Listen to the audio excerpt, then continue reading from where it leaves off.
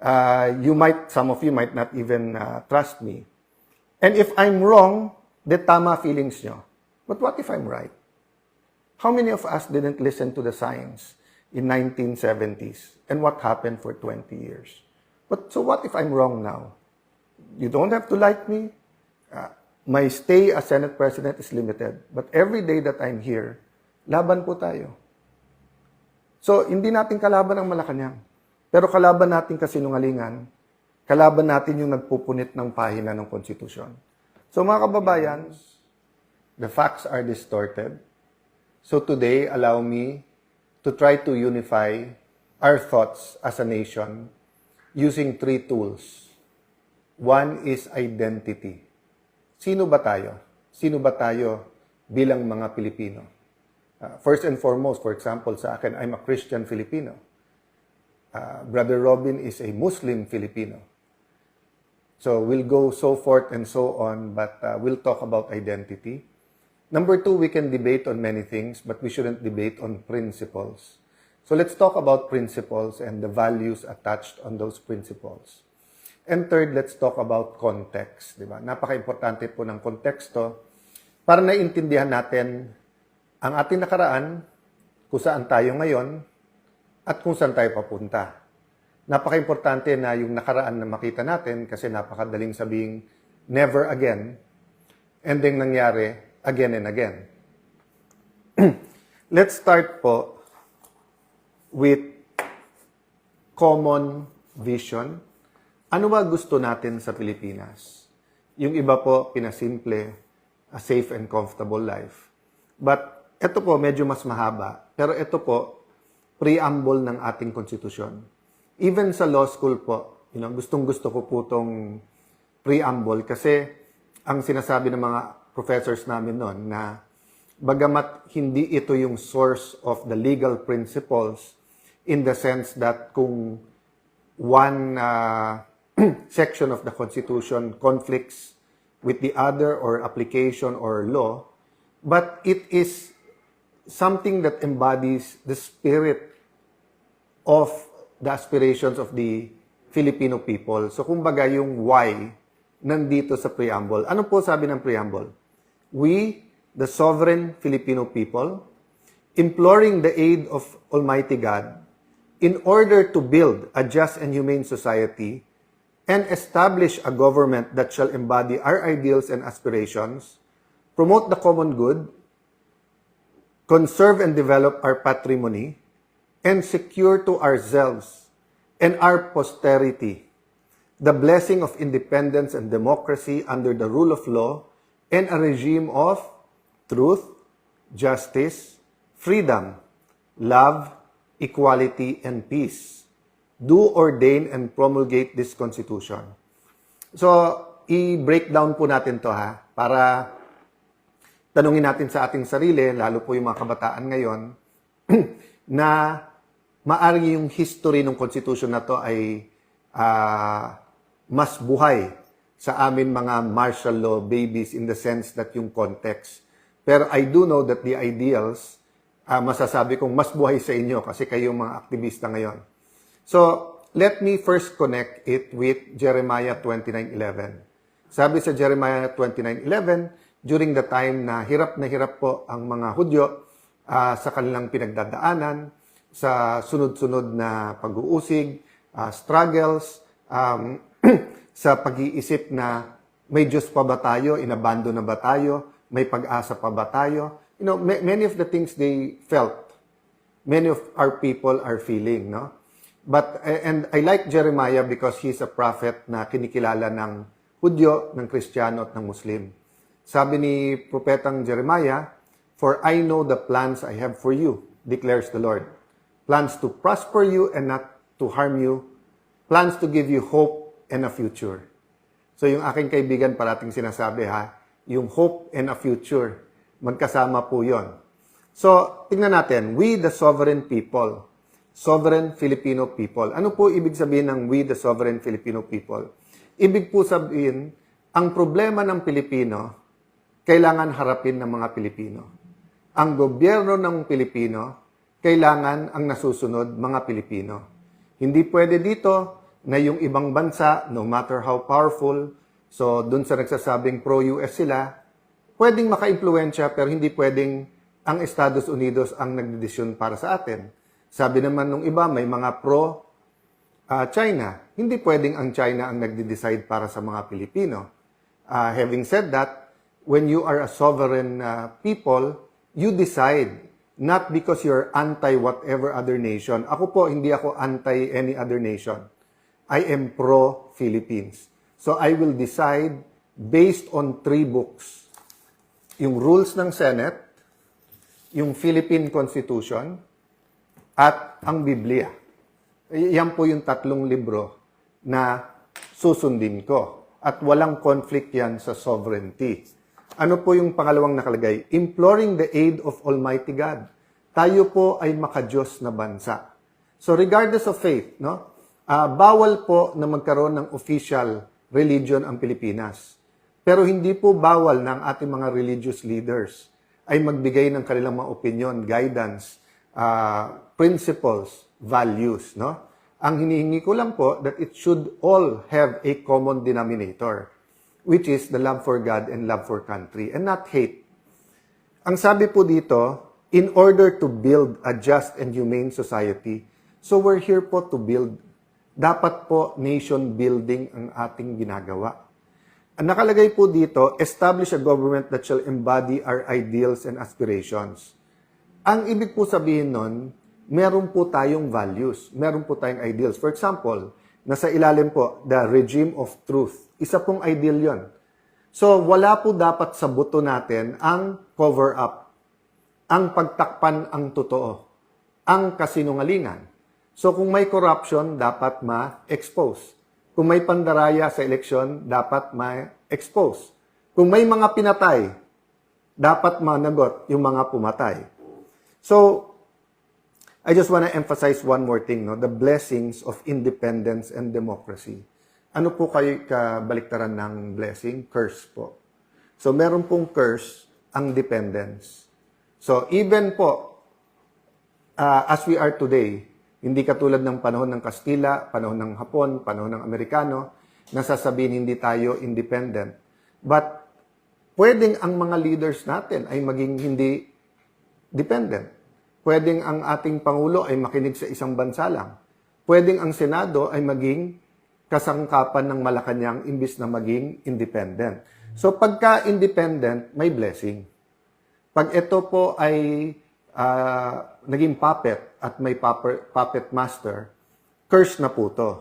Ganun din po ang democracy. And later, I will talk about the dangers to our democracy. Ang democracy po, ang ibig po sabihin yan, tayo representative democracy. So we exercise our democratic rights individually by voting. There are other manners of exercising our democracy. For example, free speech, demonstrations, rallies, pagpo-post sa Facebook, paggamit ng social media. Naalala nyo po nung parang pinagbabawalan or hinihigpitan ng mga OFW sa Balikbayan Box, pagdala dito, grabe ang mga protesta doon, mga videos na pinadala ng ating mga kababayan. That's an example of democracy in our own hands, no? Having said that, we usually exercise democracy to our representatives, our mga bukal natin, mga kagawad sa barangay, ang ating mga kongresista, ang ating mga senador. So, sa pag-ordain ng konstitusyon na to, yan po yung ating mga ideals. So, napaka-importante po na bagamat ito po yung mga libro at ito yung mga papel, may symbolism po, buhay po yung mga salita na yan, di ba? So, katulad sa atin, let me address to my fellow Christians, di ba? Or actually, kahit sino naman po na spiritual, di ba? May libro kayong sinusunod na sinasabi niyong holy. Hindi niyo pwedeng sabihin papel lang yan or salita lang yan. Yung bawat word dyan, kahit saan mo buksan, halimbawa, nakalagay love. Di ba? Halimbawa, bawat anuman ang word dyan, hindi lang po yan buhay. Hindi lang yan symbolic. It molds us into our identity. And yung identity po, for example, no, hindi mo pwedeng sabihin na si Juan de la Cruz ay isang Christian Filipino na mahal ang Diyos at mahal ang kapwa niya. Tapos ang ginagawa niya ay lahat ay labag sa loob ng Panginoon at ang ginagawa niya ay walang iba kundi pang-aapi sa kapwa. So hindi tugma sa kanyang identity ang kanyang values at principle. So pag tinanong mo, ano ba talaga yung Juan de la Cruz? Ay, wala yan. Hindi maka-Diyos, hindi makatao. So hindi yun yung talagang akala ni Juan de la Cruz na siya. Our identity tells us a lot of things, including where we will be, who we are, what our family will look like, what our community will look like, and eventually, it will form the national identity and will declare where we're going. So, pag sinabi natin, we're a Christian nation, pero number 2 tayo sa pinaka-corrupt, hindi talaga tayo Christian nation, di ba? Pag sinabing ang ating bansa, mahal ang mahihirap, tapos hindi natin pinapagamot yung mga may sakit. Hindi po natin binibigyan ng living wage. Mata pobre ang ating society. So pag sinabi natin we are a democratic nation, pero diktadorya ang umiiral o kung sino lang makapangyarihan ang nasusunod, then we're not a democratic nation. So let me give you a context from my point of view. So syempre nung 2022, I ran for the Senate ulit. Nag-observe lang ako. I was soul-searching, if I can call it that, no? And of course, I had my own questions, di ba? Dahil, yun nga, martial law baby ako, I was very supportive of Ferdinand Marcos Sr. Panahon po namin yung, I was 13 years old, 12, 13 years old, nung namatay si Senator Benigno Aquino. I did not really know who he was until he attempted to return and he was killed, no? 1984, na-elect ang aking ama bilang assemblyman ng Taguig, Pateros at Muntinlupa. That's my first pagkamulat or understanding of government. And then 1986, of course, is the EDSA revolution. And even a day before it started, kausap na namin ang tatay ko kasi gusto nga kaming paalisin at siya'y first time na nakita ko ang aking ama na umiiyak o lumuluha dahil he was ready to give his life kasi sabi niya, eto na yung panahon na kailangan lumabas lahat ng totoo. And as a 15-year-old teenager, I couldn't understand why someone has to give their life for truth. Kasi di ba mula sa pagkabata, basta eto tama, eto mali. Eto kasi kasinungalingan, eto yung totoo. So we were taught from the start that you're always rewarded if you do what is right. Pag tama, may reward. Pag mali, mapaparusahan ka or mayroon pong consequence. Diba? Kaya nga sabi nila, if you can't do the time, don't do the crime. No? But siguro yung sa murang edad, 15 years old, parang, bakit nagpapaalam ang aking ama at bakit siya makukulong o bakit siya mapapatay kung ilalaban na yung totoo? Then the 4 days of EDSA unfolded. So here I am in 2022, 51 years old, naging konsehal, vice mayor, speaker of the House of Representatives, nahalal pangatlong beses sa Senado, naging Secretary of Foreign Affairs, at iniisip ko, never again, pero nandito ulit. Pero I do believe na yung kasalanan ng ama, hindi naman kasalanan ng anak. And I do believe in democracy, meaning, if ang nanalo ay isang taong hindi ko naman ka-close, I have to follow what people want or who they voted for, di ba? Kasi hindi pwedeng democracy tapos yung gusto mo lang. Dictatorship yon. You have to respect the will of the people. So in 2020, so let me go back. 2016, nung nanalo si President Duterte, I was asked informally by someone very close to the President, total hindi mo nakuha yung number 2. Kunin mo na yung number 3. So sabi ko, anong number 3? Ikaw na mag-Senate President. So nung binubuo ko to, again, I believe in principles. I don't wanna live my life very arbitrarily, no? So, kung this is what President Duterte stood for, then dapat sundin ko yon. So, Senator Lacson and Senator Tito Soto came to me Alan, 8 o 9 sila eh. 8 o 9, magbuo ka lang ng 4, I think 9 sila, magbuo ka ng 4, 13 na tayo. Pero sa 9, eto yung kami. And nung tinitignan ko, for example, he wanted to be chairman ng public order, which is forte naman niya. Basta isa-isa tinitignan ko at sabi ko, mukhang pag tinanggap ko to, mabuti for me. Pero baka under the gun ka agad ang ating Pangulo sa lahat ng gusto niyang gawin. And I'm not talking about Senator Lacson lang, but many. Kasi nga, ang dami ng, for example, nasabi ni Pangulong Duterte, unahin ang sweldo ng pulis at military doblehin. But there are many senators, including Senator Lacson, who said na kailangan lahat, hindi pwedeng sila lang. So there are things like that, no? Then I found out they were talking to Senator Drilon, who was the Senate President then, and kung sasama din, ibibigay yung Committee on Justice kay Senator De Lima, na alam kong gagamitin lang niya para siraan ang ating Pangulo dahil ilang taon siyang chairperson ng Human Rights Commission at ilang taon din siyang Secretary of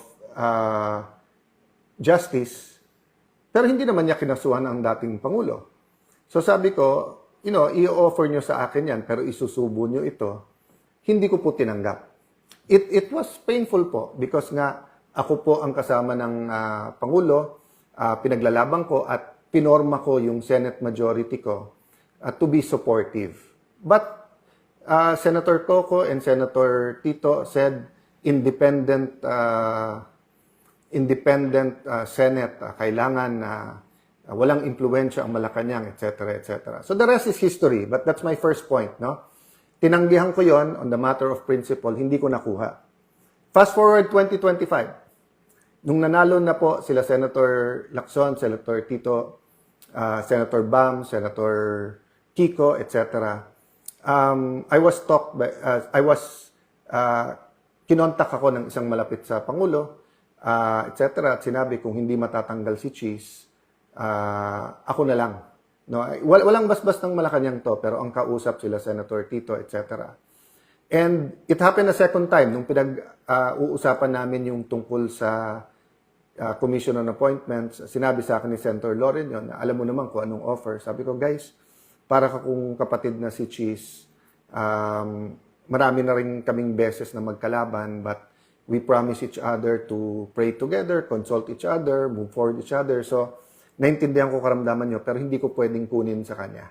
I can't do that, no? So, tinanggihan ko ulit. Okay. February 2026, yung ibang mga kasamahan ko, sinabi na, ginamit na yung blue ribbon, may mga pinagtakpan sa majority nila, no? May mga pinakita sa akin whether ito'y pong... Basta saka ko na ilalabas yung mga ebidensya, but basically ang sinasabi, nakipagsabwatan si Senator Lacson sa administrasyon para iporma laban kay Jinggoy, kay Cheese, kay Joel, etc. Regardless kung may zero truth, partial truth, or whatever. And then may mga pinagtakpan, no? From masterminds lower. And then iba-ibang grupo 'yon, ha. Wala pa atang 18 noon yung Marines. So ang inudyukan namin noon ay si Senator Loren. So again, wala naman nagsabing dapat ako, binigay ko sa kanya. Tapos nag-usap kami, sabi niya, Alan, sana tayong dalawa, no? But kaming dalawa, meaning mag-sharing din kami.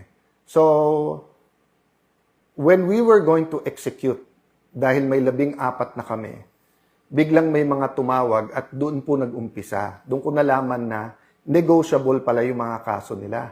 Kasi tinawagan na yung mga may kaso, huwag nyo lang iboto si Loren, bawiin nyo, hindi na kayo kakasuhan. At yung isa doon, na witness ko mismo dahil sa harap ko tinawagan yung isang high official at narinig ko yung pinag-usapan. So, we stopped there kasi nga may isa naman, wala naman siyang kaso, yung kunikwento ko sa inyo. Pero nagulat ako, takot na takot, no? And isang dahilan takot, minsan medyo napitik din siya na baka banggitin ang pangalan niya. Although he swears, wala naman siya. At doon ko nga nakita na grabe ang leeway ni Senator Lacson na, kasi may sinabi si Senator Lacson doon na parang, hindi, kausapin natin yung mga namamahala kasi yung witness na yan ay hindi credible. Pero pagdating kay Joel Villanueva, pagdating kay Jinggoy, pagdating kay Cheese, credible naman yung, well, wala si Cheese ata sa witness na yon, no? Pero dun sa dalawa, or at least kay Senator Joel, yung witness na, yung particular witness na yon. So what happened is sometime March, I went to see two people. No, one is someone not in government, very close to the president, and the other one is very, very high official. Basically, ang sinabi ko, sumunod yung mga kasama ko, hindi naman inelect si Senator Loren, kami tatlo lang ang gusto namin. One, tutukan yung ekonomiya ng ating bansa kasi kahit na hindi inaamin ng Malacanang, no? Not exactly in these words, no? But basically, it took some time for Malacanang to admit that there's a crisis. And they didn't create the crisis. The crisis came from the US, Iran, and Israel conflict. No? But it took in denial for the first 2 weeks ang Malacanang.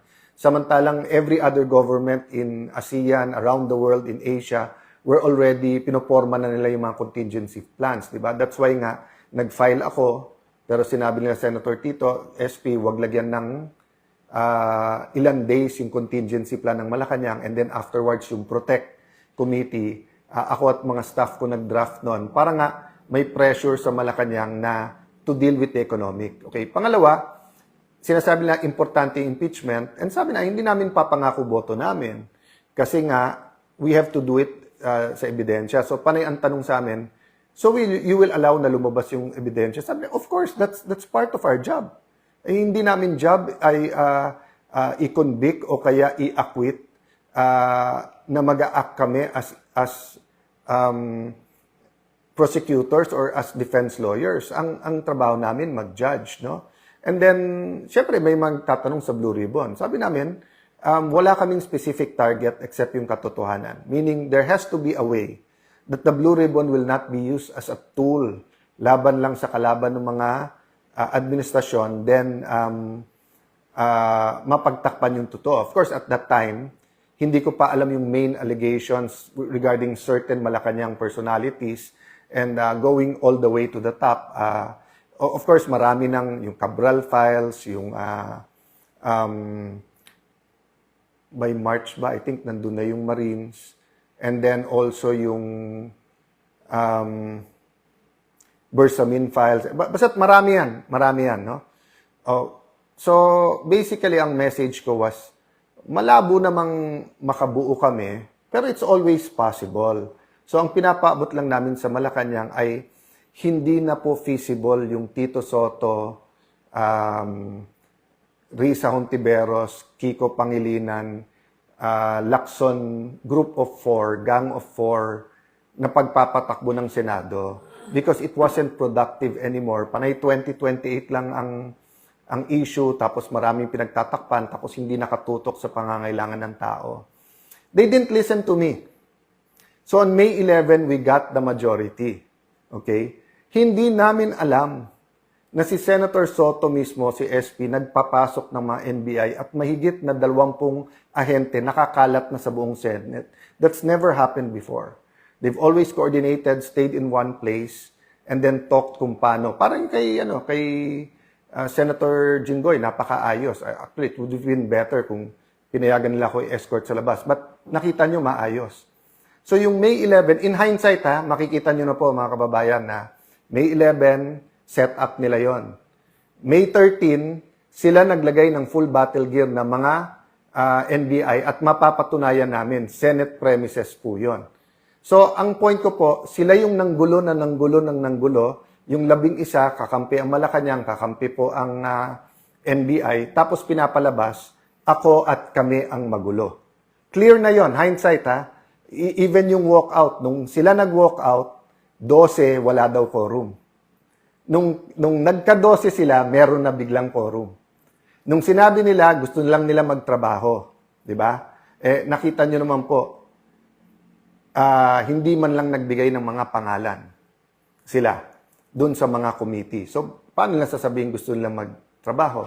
Tapos nakita nyo, nung sinabi nila si Senator Wing ay acting Senate President, unang issuance, work from home. Nung pumasok pa rin ang mga taga-Senado, ang sinabi, alas 10, umuwi na kayo. Hindi ba katawa-tawa yon, di ba? Yung sasabihin sa iyo, work, let's get back to work. Tapos yung unang i-issue is to work from home, then the next day, umuwi na kayo. 10 o'clock pa lang, pinapauwi na.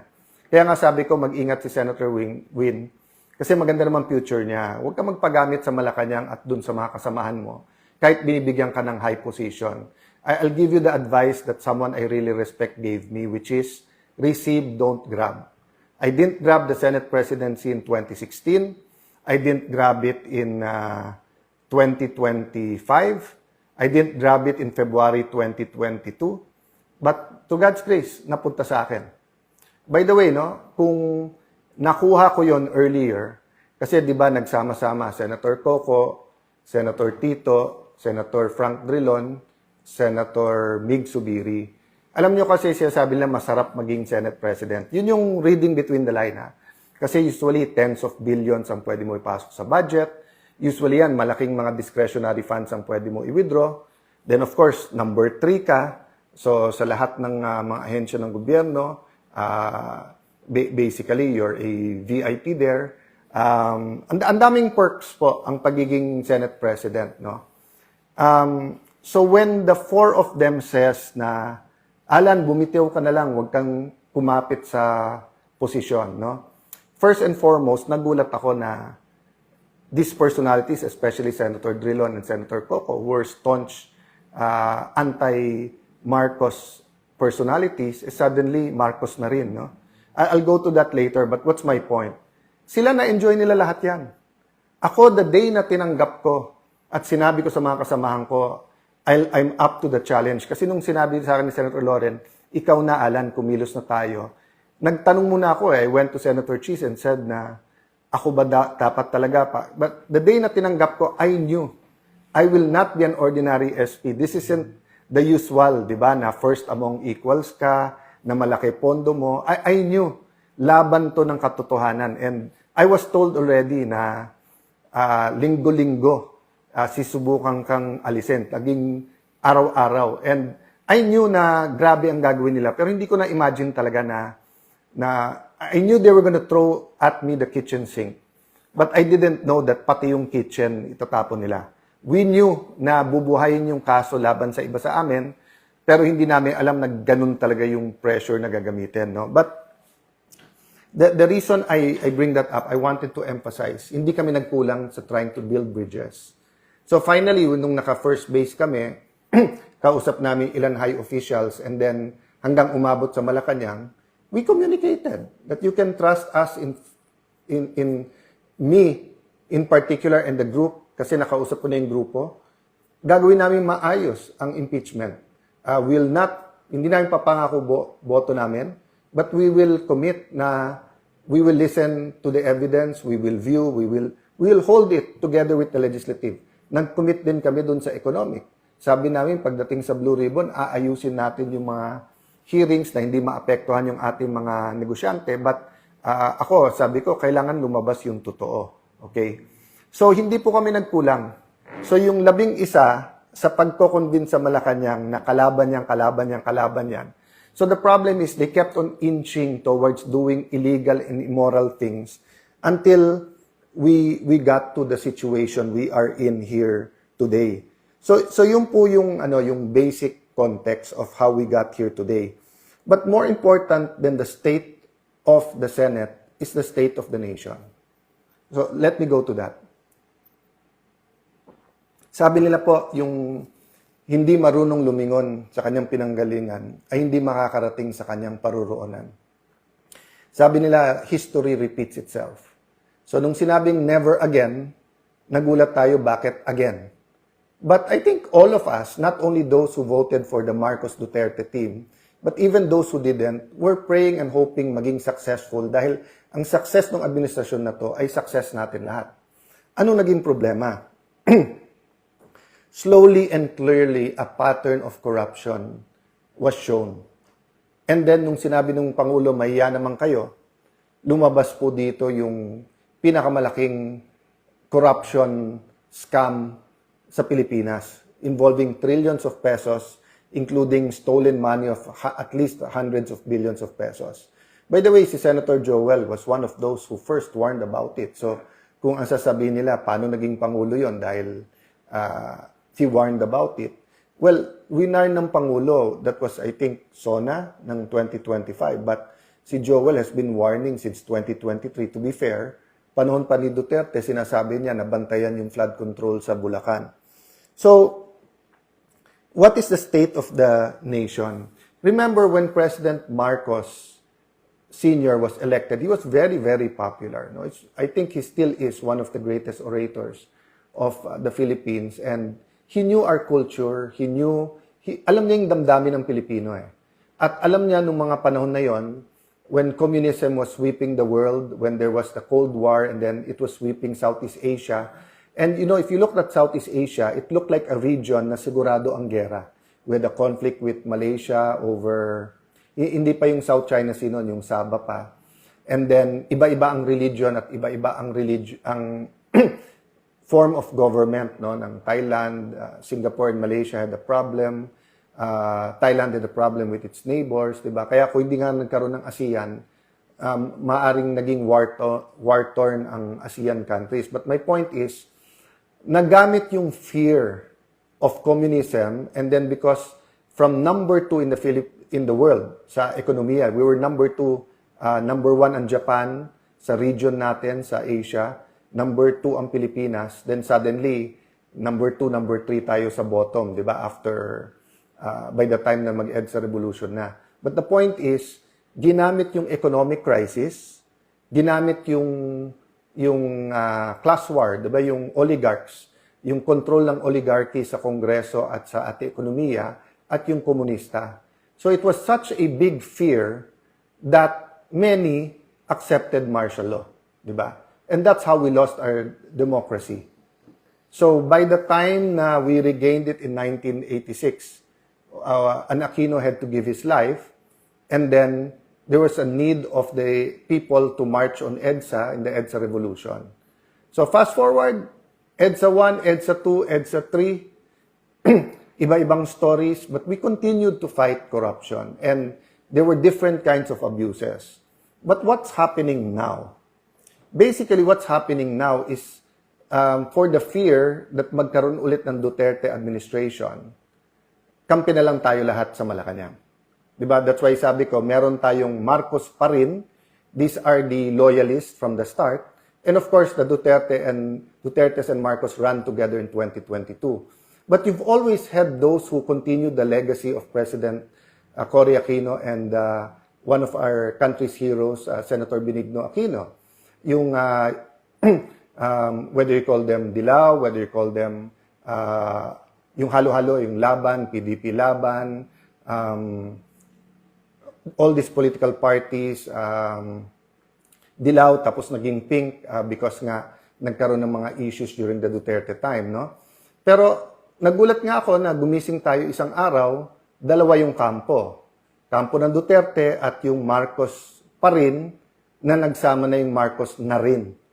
And nagulat ako because even the extreme left, even some of the extreme right, yung mga fascista at saka yung ibang mga katulad ni Senator Lacson na more rightist ang ideology and then yung leftist ang ideology, yung dalawang paksyon nga nagkasundo eh.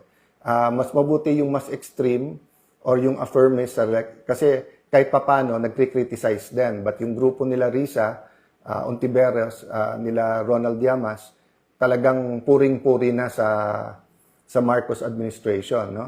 So, naging Marcos na rin. So, nagulat din ako. People like Senator Drilon, people like Senator Coco. Because Senator Coco may tampo sa mga Duterte. So, never mind na lumalabas Marcos na rin, ang importante to prevent another Duterte administration. And I don't blame those who think that extrajudicial killing is a essential part of any Duterte administration. I don't take that against you. Yan yung paniniwala nyo.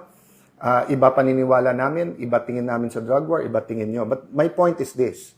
In the same way that oligarchs, communism, and the economic crisis was used to lose our democracy, malayo na malapit na yung panahon na we're losing our democracy because of an economic crisis which is here, because of fear of another Duterte administration, and then because of the flood control na sobrang daming tatamaan sa ating lipunan.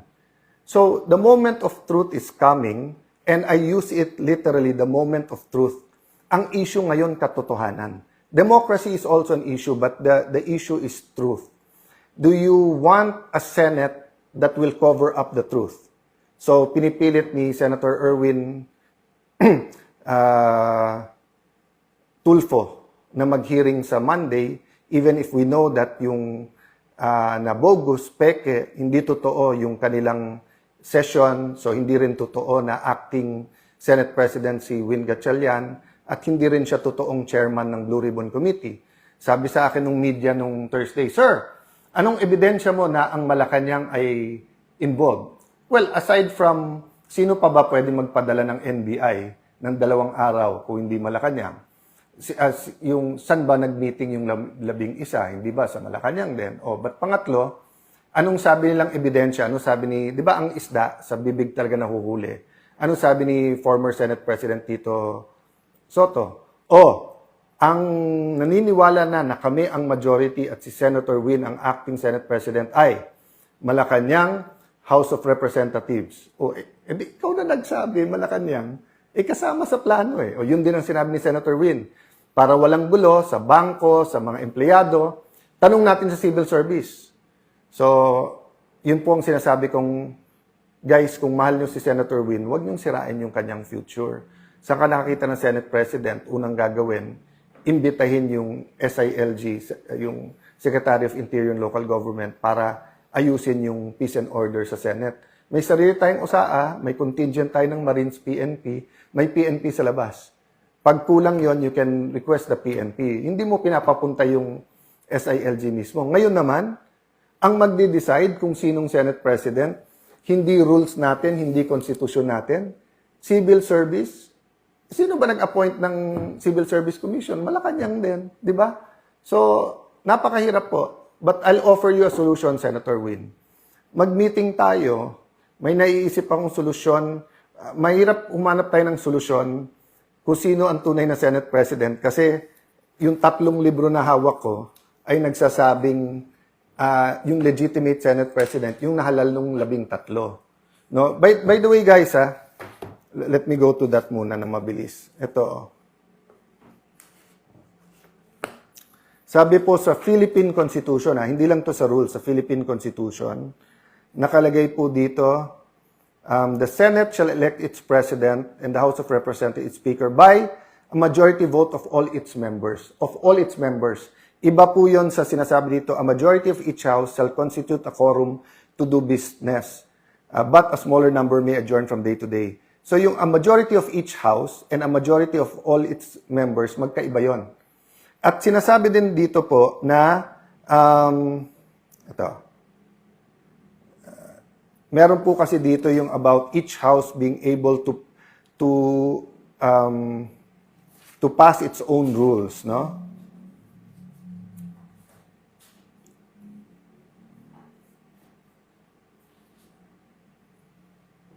Each House may determine the rules of its proceedings. So kung titingnan mo ang rules natin, yung officers po, yung secretary, yung sergeant at arms, Senate President pro tempore at Senate President, 13 ang kailangan. Kasi all members. So, ang Constitution ay nagbibigay ng power sa rules at sinasabi po dito sa dalawa na kailangan 13. So, kung walang 13, hindi kayo tunay. Going back to yung hearing ni Senator Erwin, the 12 might want to rein him in even during martial law, even during the abuse of arrest, kaliwat kanan at yung mga torture, wala pong high official na nagsabing, kwekwelyuhan ko yan, ako mismo arrestuhin ko yan, etc. So, you know, it's incredible that you'll have a human being speaking like that. Kaya sa sulat ni former Congressman Michael Defensor, dapat ang sagot namin ay simpleng umattend kayo sa legitimate na Blue Ribbon Committee dahil yun ang may legal protection. Pero siguro idadagdag ko dun sa sulat na yung ganun mental state ng isang senator tapos siya ang magiging chairman, walang makakapag-guarantee ng inyong safety doon. At tandaan nyo po, tapos na po tayo doon sa 18 Marines. Kung gusto nila ipatawag ulit under Senator Marcoleta, pwede mag-attend sila Senator Win. Pero nandun pa tayo sa 2 o 3 witnesses na ang bibigat at may mga dokumento at talagang mayayanig yung ating bansa. Kaya po nagkakaroon ng ganito. Ang problema po, kaya sinabi kong malapit, malayo.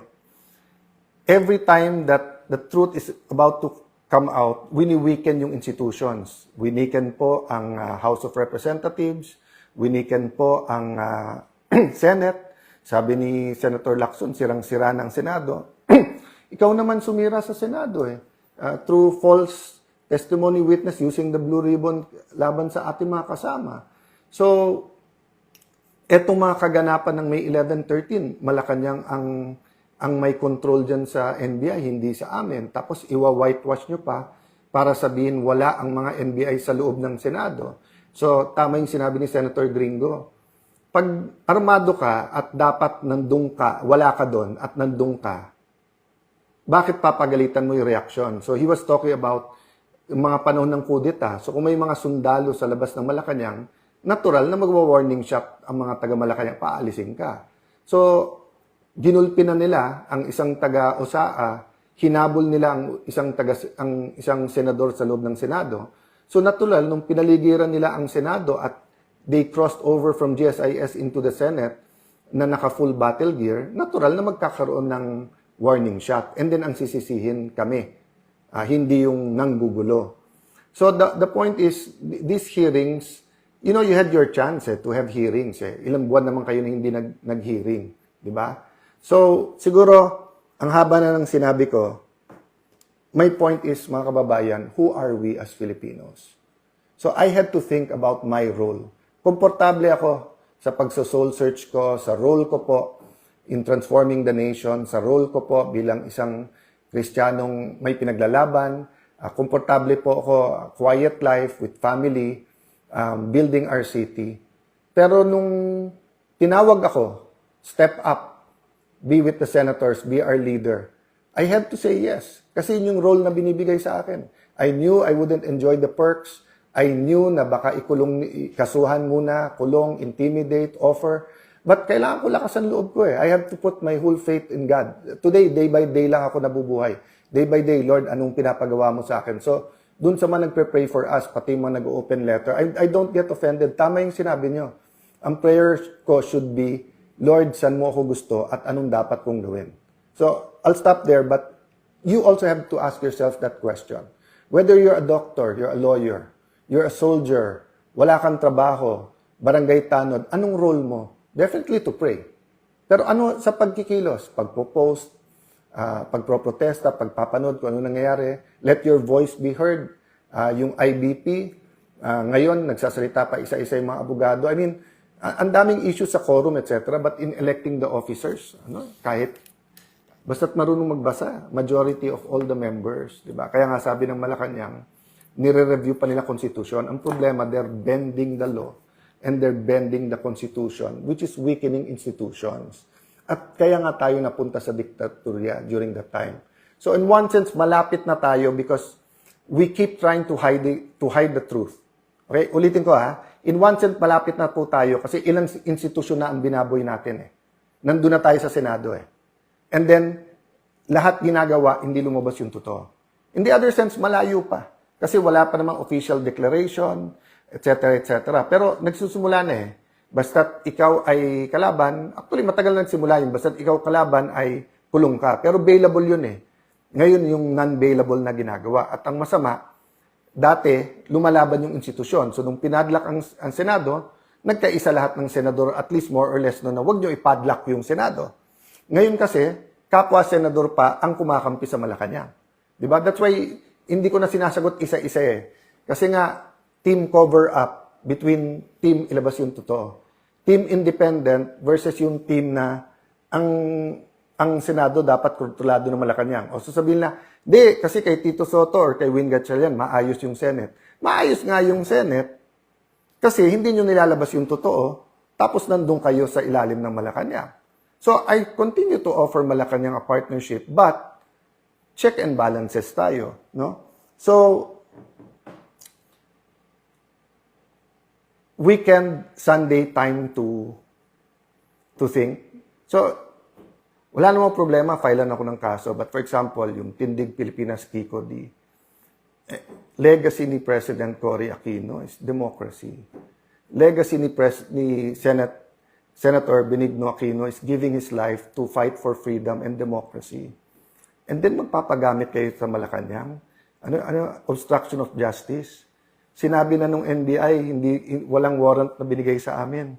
Sinabi na ng PNP at SILG, pumunta sila doon, hindi para aresto yun dahil wala pa namang warrant. So, paano naging obstruction of justice at paano pinatakas si Bato kung wala namang warrant? So, let me address myself to Kiko D and the other Aquinos, even to Senator Bam, no? Ang legacy nyo, democracy. Then Marcos na rin. So, no problem. Legacy din nila is against extrajudicial killings. So, kung yung ipaglaban nyo yun. Legacy din ng mga Aquino is to sacrifice for the nation. So, if your sacrifice is fighting the Dutertes, okay yun. Pero okay sa inyo babuyin yung Senado? Okay sa inyo wag ilabas yung totoo sa flood control? Di ba, kaya nga, laban. Laban yung laban. Hiramin ko muna. Kasi hindi nyo ginagamit Di ba? So, alam nyo naman, di ba, sa aktivista, ganyan. Sa Duterte, ganyan. Kailangan neutral ako dahil senator judge din ako. Ako pa magpre-preside ng impeachment. Pero pera muna nung laban. Kasi paano pag wala nang lumaban para sa Pilipinas? Paano kung Marcos na rin? So mga kababayan, let me end this way. Kung comfort lang po, sumang-ayon na po ako sa administrasyon. My life will be totally much easier, but I couldn't live with myself. Why? Life without a purpose is not living. Diba? You all have to consult your maker. Is this the kind of world that the Philippine Constitution wants? Is this the kind of world that the Bible tells us, the kind of Philippines we want, di ba? So, you might not like me, you might not agree with my politics, I'm not perfect, some of you might not even trust me. And if I'm wrong, tama feelings nyo. But what if I'm right? How many of us didn't listen to the science in 1970s? And what happened for 20 years? So what if I'm wrong now? You don't have to like me. My stay as Senate President is limited. But every day that I'm here, laban po tayo. So, hindi natin kalaban ang Malacanang. Pero kalaban natin kasinungalingan. Kalaban natin yung nagpupunit ng pahina ng konstitusyon. So, mga kababayan, tonight, tomorrow, let's say a prayer. But let's ask ourselves, who are we? Anong identity natin? Paano natin maitutuloy yung laban? Hindi pwedeng everyday may bagong issue na lang. Issue May 11, habulin si Bato. Issue May 13, NBI attack the Senate o hindi. Issue ng walkout, 12 kayo, okay. Nung kami hindi dumating, 12 kayo, okay. Tapos, para hindi mapag-usapan yung testimony ng 18 Marines, magme-meltdown, magbabalistik si Erwin Tulfo. Tapos, para yun ang news. Tapos bukas, tatakutin lahat ng mga empleyado ng Senado na bibit-bitin, kakasuhan. Ulitin ko yung sinabi ko sa media, lahat ng kapangyarihan nasa kanila. Ang nasa aming katotohanan. But despite that, I'm willing to tonight and tomorrow, we'll be thinking of a way. Paano po hindi maipit ang mga empleyado? Paano po na yung mga bangko masunod ng tama? Anong tamang legal remedies natin? On that aspect, we can talk and find a way. Pero when it comes to truth, ibabalik ko ngayon sa majority yon. You really believe what you're preaching about the flood control? You really believe na after putting to jail some to get the quorum, they won't put more in jail to get... Gagawin kasi 18 na lang ang senador para 12 convicted na. At pagkatapos nun, manipulate na naman yung numero at saka yung konstitusyon para palitan yung konstitusyon. Again, if I'm wrong, then baliwalain nyo lahat ng sinabi ko. I'm just one other politician telling you garbage. But if I'm correct, and I hope that I am not correct, then we have to put faith into our actions. Kailangan natin lumaban at kailangan natin humanap ng paraan para ipakita na hindi tayo papayag na muli pong ikulong ang ating demokrasya, na muling nakawin ang freedom ng bawat Pilipino. God bless you. God bless the Philippines.